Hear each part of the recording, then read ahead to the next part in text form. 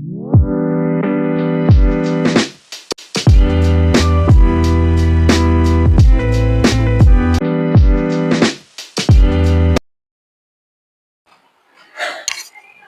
morning, students. Welcome to my channel Learn with Manu.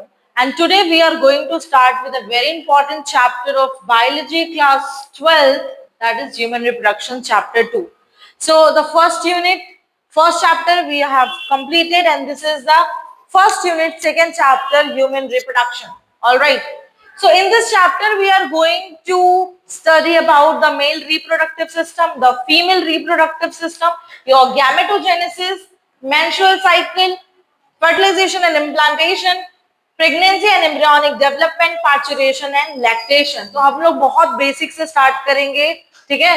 And NCERT के through हम लोग ये चैप्टर पहले कंप्लीट करेंगे, फिर हम लोग नोट्स फॉर्म में लिख करके ये चैप्टर कंप्लीट करेंगे. Alright, so let's begin with the chapter. तो आप अपने पास एक कॉपी और एक बुक तो जरूर रखें. बुक आपकी एनसीईआरटी होनी चाहिए. जिसके पास एनसीईआरटी नहीं, आप ये मेरे साथ फॉलो कर सकते हैं. एंड कॉपी तो लेके बैठिए, क्योंकि कुछ इंपॉर्टेंट पॉइंट्स मैं आपको बताऊंगी जो आपको नोट करना जरूरी है. So now let's begin with the chapter. Alright, so यहां पर क्या होता है, ह्यूमन रिप्रोडक्शन में you are going to study about the reproduction in human. Reproduction क्या होता है, जब पेरेंट्स से आपका प्रोजेनी का फॉर्मेशन होता है. Okay, that is called reproduction. Okay, parents से जब प्रोजेनी फॉर्म होते हैं, पेरेंट्स से ऑफस्प्रिंग्स फॉर्म होते हैं, उसको हम लोग बोलते हैं रिप्रोडक्शन. ठीक है, और ये जो सारे प्रोसेस हैं इसके अंदर आने वाले, वो हम लोग अभी डिस्कस करेंगे. सी, सो रिप्रोडक्शन इज ना, human perform the sexual reproduction. Sexual reproduction में गैमेट का फॉर्मेशन होना बहुत जरूरी है. तो पहला प्रोसेस जो टिल हियर जाता है, that is your first gametogenesis.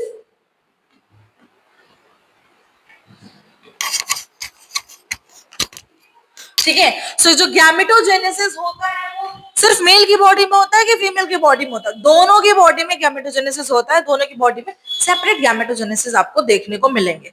ठीक है, सो यहाँ पर हम लोग पहले पढ़ेंगे मेल रिप्रोडक्टिव सिस्टम, कि कौन कौन से सिस्टम है मेल्स में फॉर द रिप्रोडक्शन. सी, तो यहाँ पर मेल के पास क्या होता है, आपका प्राइमरी ऑर्गन होता है एंड देन आपका सेकेंडरी ऑर्गन होता है. सिमिलरली फीमेल के पास भी आपका प्राइमरी ऑर्गन होता है, सेकेंडरी ऑर्गन होता है.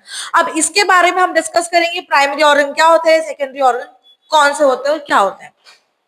So as you have aware, human are sexually reproducing and viviparous. ठीक है, viviparous क्या होता है, जो डायरेक्ट यंग वंस को बर्थ देते हैं. ठीक है, जैसे मैमल्स हो गए, हम ह्यूमंस हो गए, हम एग देते हैं क्या? नहीं, we give direct birth to जो है ह्यूमंस ओनली. सो इसको हम लोग बोलते हैं viviparous.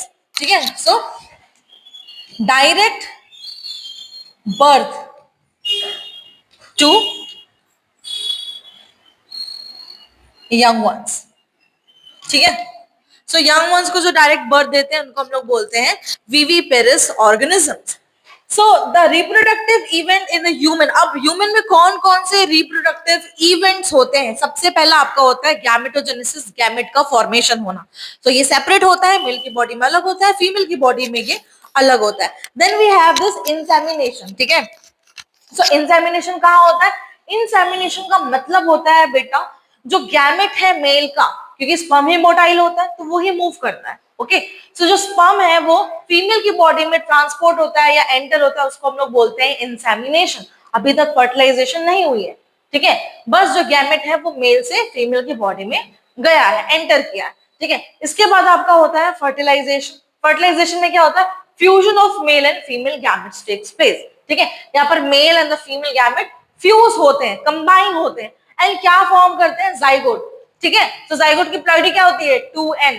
ऑलराइट, सो उसके बाद आपका होता है इम्प्लांटेशन, जहां पर आपके ब्लास्टोसिस्ट फॉर्म होते हैं. जाइगोट के बनने के बाद सेल डिवीजन स्टार्ट होता है, और वो कहां पर होता है? आपके यूटेराइन वॉल में. वहां पर जाकर के जो आपका सेल है ब्लास्टोसिस्ट स्टेज में इम्प्लांट होता है, जिसको हम लोग बोलते हैं इम्प्लांटेशन. और इसी को हम लोग बोलते हैं कि फीमेल इज कंसीव्ड. राइट, तो इम्प्लांटेशन होता है मतलब प्रेगनेंसी जो है आपकी स्टैब्लिश हो गई है. ऑलराइट, तो यहाँ पर देखो पहला इवेंट कौन सा है? गैमेटोजेनेसिस. ये डिफरेंट होता है मेल की बॉडी में एंड फीमेल की बॉडी में दूसरा आपका है insemination. Okay, so it's a transfer of sperm into the female genital tract. Oh my God, what happened here? Okay, so transfer of male gamete into female tract. Third आपका fertilization. Fourth आपका है implantation. See, and its attachment to the uterine wall called implantation. And further क्या होता है implantation के बाद? आपका embryonic development होता है. वो जो embryo form हो रहा है वो फिर completely develop होगा and then फिर parturition होगा. तो इस पूरे ड्यूरेशन को ना, जहां पर से आपका गैमेटोजेनेसिस हुआ, ठीक है, आपका 9 मंथ का जो ड्यूरेशन होता है, जहां पर फीमेल जो है अपने वोम में जो बेबी है उसको कंसीव करती है, इसको हम लोग बोलते हैं जेस्टेशन पीरियड. ऑलराइट, जेस्टेशन के बाद डिलीवरी होती है जिसको हम लोग बोलते हैं parturition. Alright, and then after parturition आपका लैक्टेशन होता है. सो ये सारे क्या है आपके इवेंट्स हैं. ऑलराइट, सो यहाँ पर देखो कहां तक कर लिया हम लोगों ने, delivery of the parturition. You have learn that the this reproductive events occur after puberty. There are remarkable difference between the reproductive events in the male and the female. So female और male में ये जो आपका events है वो बहुत ही ज्यादा different है. See, males में क्या होता है कि puberty पर gametogenesis होता है, but female में ऐसा नहीं होता है. फीमेल में जो गैमेटोजेनेसिस है वो बर्थ के पहले, जब फीमेल एम्ब्रियोनिकल स्टेज में रहती तब से ही स्टार्ट हो जाता है. उसके बारे में हम डिटेल में पढ़ेंगे. जस्ट यहाँ पर आपको मैं इंट्रोडक्शन कर रही हूँ चैप्टर का. Till now we are in the introduction part. So बेटा क्या होता है, स्पर्मेटोजेनेसिस या स्पर्म का फॉर्मेशन थ्रू आउट लाइफ हो सकता है. ओल्ड मैन में भी स्पर्मेटोजेनेसिस हो सकता है, बट फीमेल की बॉडी में ऐसा नहीं होता है. फीमेल की बॉडी में मेनोपॉज होता है, जिसमें मेनोपॉज के बाद कोई ओवा का फॉर्मेशन नहीं हो सकता, कोई ओवा मैच्योर होकर के डिलीवर नहीं हो सकती है. ऑलराइट, सो कौन सा इसमें 50 एज पे, जिसको हम लोग मेनोपॉज भी बोलते हैं. Now we are going to start with the chapter male reproductive system, जो पहला टॉपिक है विच इज वेरी इंपॉर्टेंट. इस पूरे सिस्टम में 2 पार्ट्स है, मैंने आपको बताया है, बहुत जो इंपॉर्टेंट है. फर्स्ट बेटा आपका होता है primary sex organ. Primary sex organ, primary sex organ क्या होते हैं, क्या इनका फंक्शन होता है? तो प्राइमरी, जिसको हम लोग 1 डिग्री भी बोलते हैं, प्राइमरी सेक्स ऑर्गन किस चीज में हेल्प करते हैं? आपके हॉर्मोन्स रिलीज करते हैं, और यही आपका गैमेटोजेनेसिस करता है. So hormones release and then this do gametogenesis. ठीक है, सो ये हॉर्मोन्स और गैमेटोजेनेसिस के लिए रिस्पॉन्सिबल होता है आपका प्राइमरी ऑर्गन. क्या ये सिर्फ मेल में होता? नहीं, प्राइमरी ऑर्गन मेल में भी होता है और फीमेल में भी होता है. अभी हम लोग मेल के ही प्राइमरी ऑर्गन्स को डिस्कस करेंगे.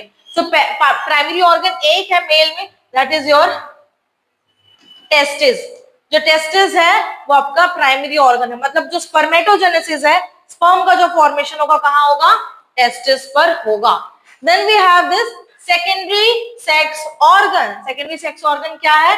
सेकेंडरी सेक्स ऑर्गन आपका है योर, ये देखो यहाँ पर ये जो सारे एक्सरी डक्ट्स है, ग्लैंड्स है, एक्सटर्नल जेनिटेलिया है, ये आपके सेकेंडरी सेक्स ऑर्गन में आएंगे. Secondary sex organ. बेटा अपने साथ एक नोट लेके जरूर बैठना, और जो जो मैं पॉइंट्स बताते जा रही हूँ प्लीज इसको स्क्रिबल करो, लिखते जाओ, ताकि आपके दिमाग में वो रिटेन रहे. ठीक है, फिर हम ये चैप्टर फिर से एक बार करेंगे आफ्टर एनसीईआरटी. अभी हमारा एनसीईआरटी सेशन चल रहा है, इसमें हम लोग एनसीईआरटी के थ्रू और जो इंपॉर्टेंट पॉइंट्स है वो सारे इसमें डिस्कस करेंगे. Then will go through notes also. So इसमें क्या क्या है? पहला आपका हो गया प्राइमरी सेक्स ऑर्गन, जो कि क्या आपका टेस्टिस है, 1 डिग्री भी आप इसको लिखते हो. सेकेंडरी सेक्स ऑर्गन आपका क्या है? Accessory duct, gland and external genitalia. Sorry. Now अब देखो बेटा, अब हम लोग यहाँ पर डिटेल स्टडी करते हैं टेस्टिस के बारे में, कि टेस्टिस किस में हेल्प करता है, टेस्टिस का फंक्शन क्या होता है, कहां पर स्पेसिफिकली टेस्टिस में गैमेटोजेनेसिस, स्पर्मेटोजेनेसिस होता है. See, testis is situated outside the abdominal cavity. बता सकते हो क्यों आउटसाइड द आपके एब्डोमिनल कैविटी के बाहर क्यों टेस्टिस प्रेजेंट होता है, और क्या बचपन से ही बाहर प्रेजेंट होता है? तो देखो, जब एम्ब्रियोनिकल स्टेज में डेवलपमेंट होता है मेल चाइल्ड का, तो उसमें क्या होता है बेटा कि जो 7 मंथ है उस 7 मंथ पे ही आपका जो टेस्टिस है वो बाहर आता है एब्डोमेन के, उससे पहले वो अंदर रहता है, ठीक है।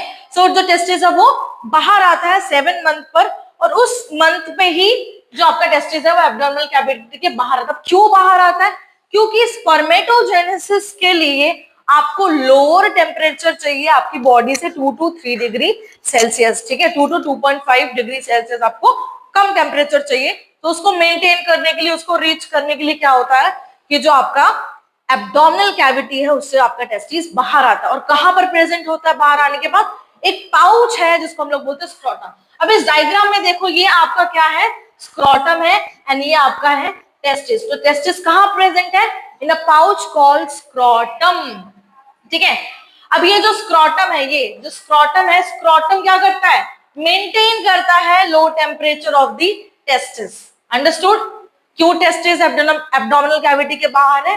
क्योंकि उसको ये टेम्परेचर चाहिए, राइट। अब स्क्रोटम में बेटा 2 टाइप के मसल्स होते हैं। क्या होता है कि उस टेम्परेचर को मेंटेन करने के लिए सीजनली उसमें मसल्स प्रेजेंट होते हैं जो सीजन वाइज टेम्परेचर मेंटेनेंस में हेल्प करते हैं। इन विंटर्स एंड समर्स इसका रोल क्या होता है? ड्यूरिंग द समर्स ये रिलैक्स हो जाते हैं, ठीक है। कौन कौन से मसल्स होते हैं? Cremaster and your dartos. Dartos and cremaster muscles होते हैं जो कि क्या करते हैं? कॉन्ट्रैक्ट करते हैं, रिलैक्स करते हैं to maintain the temperature of the testes, that is 2 to 2.5 degree lower than the body temperature, internal body temperature. So necessary for the spermatogenesis. क्यों जरूरी है? स्पर्म को फॉर्म करने के लिए, स्पर्मेटोजेनेसिस के लिए कम टेम्परेचर चाहिए आपकी बॉडी से। So in adults each testis is oval in shape. कौन सा शेप होता है? ओवल शेप का होता है, and its length is 4.5. क्या इंपॉर्टेंट है इसको याद करना? यस, एनसीईआरटी में जितने भी पॉइंट्स दिए गए हैं, जो भी लिखा है बेटा, आपको उसको अच्छे से रिटेन करना है, याद करना है, रटना है, क्योंकि ये सारे क्वेश्चंस आपके नीट में और आपके कॉम्पिटिटिव एग्जाम्स में पूछे जाते हैं, ठीक है। बोर्ड्स वाले के लिए भी जब आप समेटिव टाइप आंसर लिखते हैं तो पॉइंट वाइज में ये सारी चीजें मेंशन कर सकते हैं, ठीक है। So the width is 2 to 3 centimeter. The testis is covered by the dense covering. Each testis has the 250 compartments called testicular lobules. यहाँ पर दिख रहा है आपको, मैं आपको डायग्राम के थ्रू दिखाती हूँ टेस्टिकुलर लोब्यूल क्या है। This is your testicular lobule. Sorry,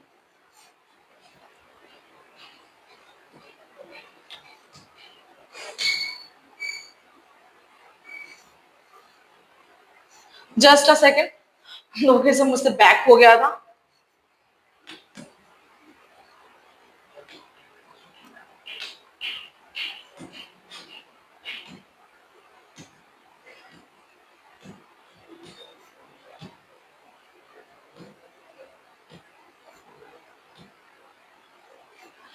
So, आपका बेटा क्या है कि जो टेस्टिकुलर लोब्यूल्स है उसके पास 250 कंपार्टमेंट्स होते हैं, 250 कंपार्टमेंट्स होते हैं। उन 250 कंपार्टमेंट्स के अंदर आपका सेमिनिफेरस ट्यूब्यूल होता है। और कितने होते हैं सेमिनिफेरस ट्यूब्यूल? 1 से 3 होते हैं, ठीक है। इन्हीं के अंदर आपका गैमेटोजेनेसिस होता है। तो सबसे पहले टेस्टिकुलर लोब्यूल्स, उसके अंदर सेमिनिफेरस ट्यूब्यूल्स, उसमें क्या होता है? आपका स्पर्मेटोजेनेसिस होता है। अरे ये डाउनलोड क्यों नहीं हो रहा है?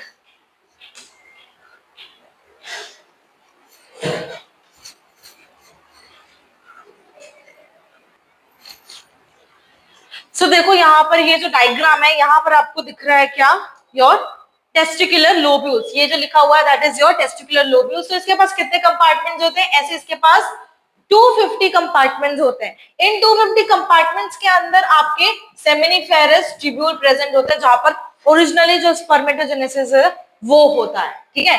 तो यहाँ पर मैं एक छोटा सा डायग्राम बना के दिखाती हूँ। ये आपका क्या है? टेस्टिस के लेयर्स हैं, एंड देन ये आपके 250 कंपार्टमेंट्स हैं। इनके अंदर क्या प्रेजेंट है? Seminiferous tubule is present inside this. कितने होते हैं? 1 से 3, ठीक है।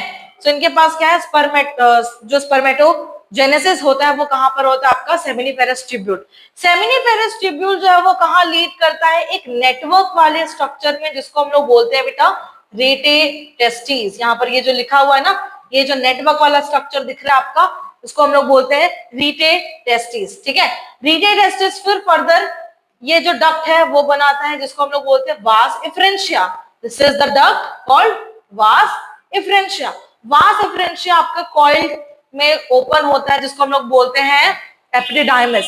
एपिडिडाइमिस में 3 पार्ट होते हैं जो बहुत इंपॉर्टेंट है, पेपर में कई बार पूछ लिया जाता है।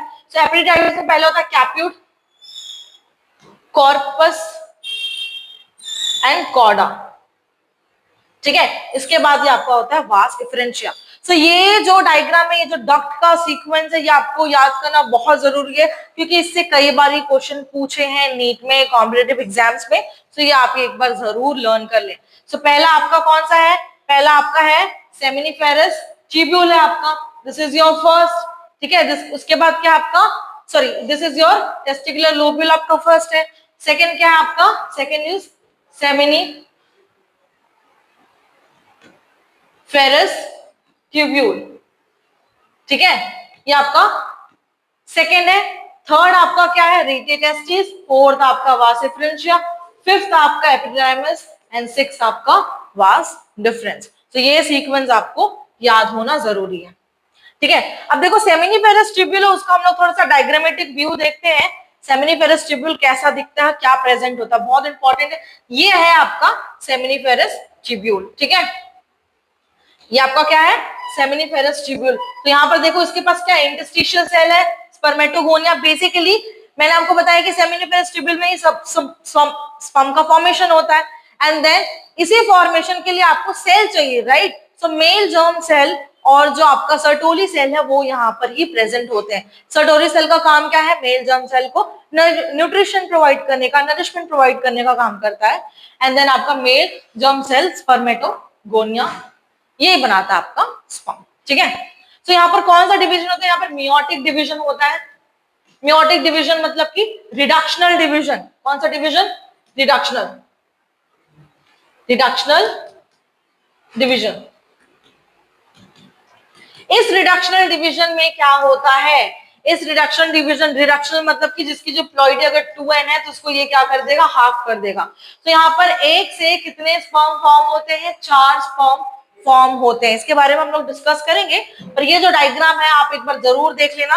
ये जो है आपके स्पर्मेटोगोनिया है, ठीक है, ये आपका स्पर्मेटोजुआ है, ये आपके हैं सर्टोली सेल्स जो कि क्या करेंगे? न्यूट्रिशन प्रोवाइड करने का काम करेंगे।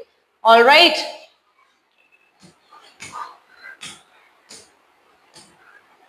Hope you have understood till here. See, each lobule contain 1, 2, 3. यहाँ पर ये देख लो, इसको लिखना बहुत जरूरी है। मैंने आपको ऑलरेडी बता दिया है। सॉरी, फिर से बैक हो गया, ये क्या हो रहा है? मैंने आपको बताया कि जो सेमिनिफेरस ट्यूब्यूल है उसमें 1 से 3, सॉरी, आपके जो टेस्टिकुलर लोब्यूल है उसमें 1 से 3 सेमिनिफेरस ट्यूब्यूल्स होते हैं, जिसके अंदर सेमिनिफेरस ट्यूब्यूल के अंदर अभी हम लोगों ने डायग्राम में देखा है क्या प्रेजेंट होता है?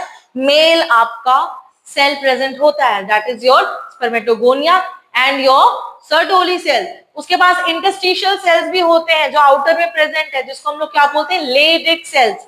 और वो लेडिक सेल क्या करते हैं?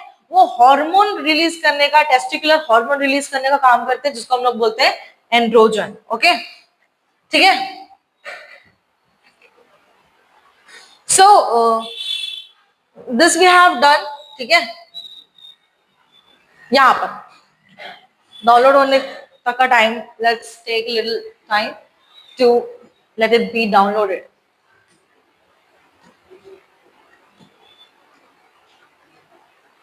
सो अभी तक हम लोग थोड़ा डिस्कस रिवाइज कर लेते हैं कि मेल रिप्रोडक्टिव सिस्टम में अभी तक हम लोगों ने क्या पढ़ा। हम लोगों ने देखा primary sex organ, secondary sex organ. Primary sex organ आपका टेस्टिस है जो कि पेयर्ड होता है, ठीक है, 2 टेस्टिस प्रेजेंट होते हैं।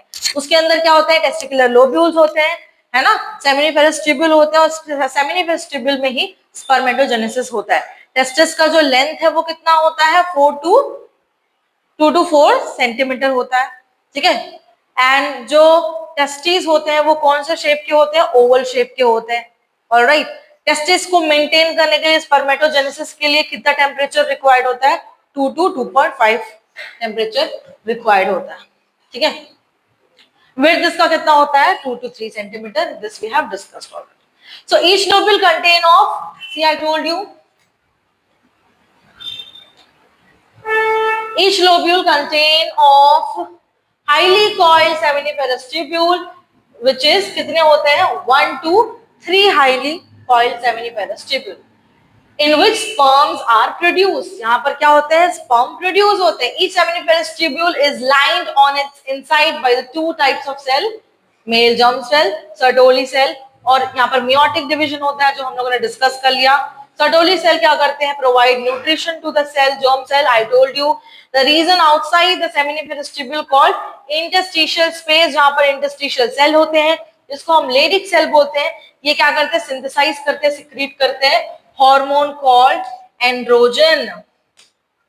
अंडरस्टूड? कौन सा हार्मोन, एंड्रोजन, यहां पर ये सिक्रीट करता है, एज यू कैन सी, ठीक है, androgen. Other immunological competent cell are also present. Okay, now we have seen this, ठीक है, इसका भी हम लोगों ने सीक्वेंस देख लिया है। रीटे टेस्टिस, वास एफरेंशिया, एपिडाइमस, वास डिफरेंस, ये सारे क्या है, डक्ट्स हैं। This seminiferous tubules of the testis open into the वास एफरेंशिया, यहां पढ़ लेंगे। फर्दर जो सीक्वेंस बताया है वही सारे यहां पर लिखे गए हैं। Alright, this duct store and transport the sperm from the testis to the outside through urethra।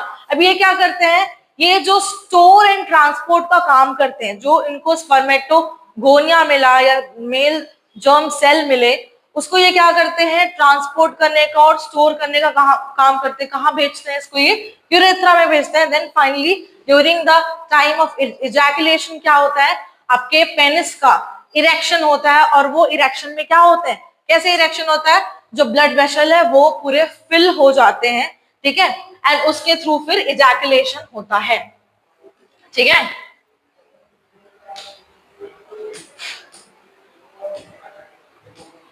ये डायग्राम हम लोगों ने देख लिया। ओके, हियर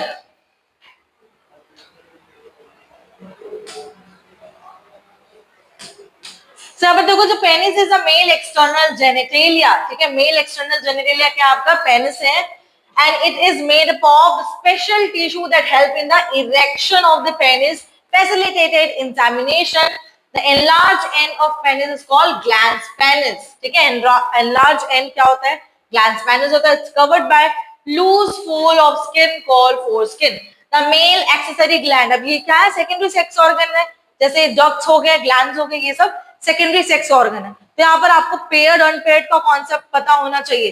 पेयर्ड मतलब दो, अनपेयर्ड मतलब कि सिंगल, राइट। सो यहाँ पर पेयर्ड कौन कौन से ग्लैंड प्रेजेंट है, तो टोटल मेल जो है, मेल रिप्रोडक्टिव सिस्टम में 3 ग्लैंड्स मोस्टली प्रेजेंट होते हैं, seminiferous tubule, sorry your seminal vesicle, your prostate gland and your bulbourethral gland, जिसको हम लोग काउपर्स ग्लैंड भी बोलते हैं। जब including the paired seminal vesicle, ये कितना होता है, पेयर्ड होता है, ये पेयर्ड होता है, ठीक है। तो यहाँ पर पेयर्ड एंड अनपेयर्ड मैं लिख देती हूँ, पेयर्ड एंड अनपेयर्ड।